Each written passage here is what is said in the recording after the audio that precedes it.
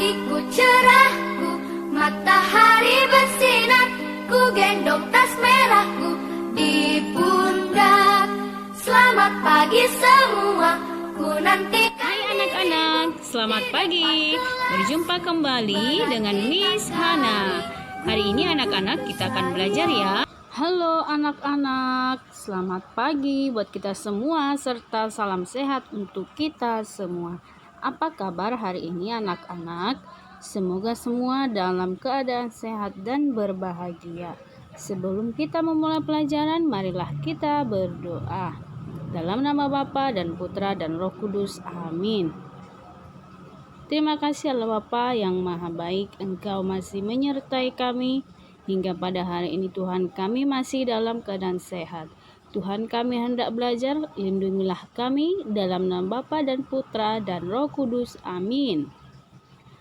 Anak-anak, pelajaran kita pada hari ini adalah tema 5, cuaca, subtema 1, keadaan cuaca, pembelajaran kelima. Nah, anak-anak sudah mengetahui apa itu jenis-jenis cuaca dan bagaimana cuaca. Anak-anak, cuaca terbagi atas beberapa jenis.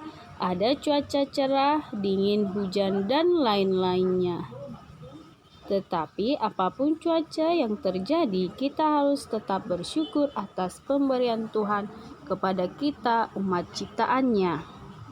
Keberagaman dianugerahkan Tuhan merupakan kekayaan bangsa Indonesia. Kita harus bangga dengan keberagaman.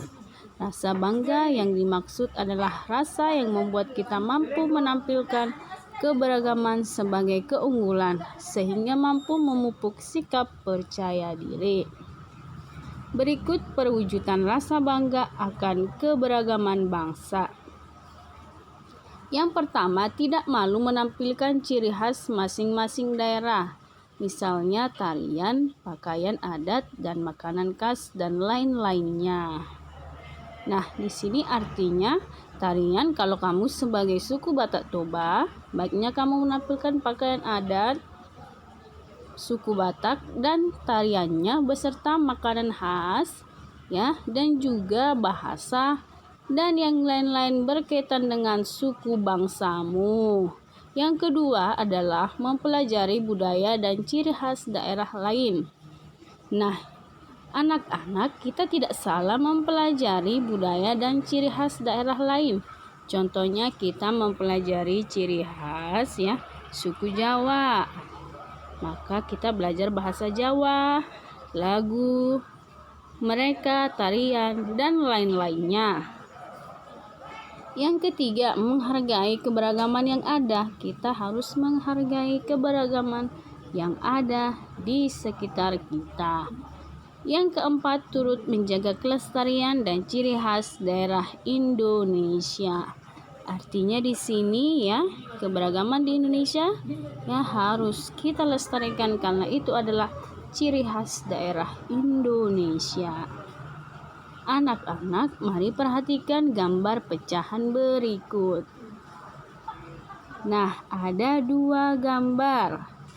Gambar yang pertama adalah pecahan 1/2.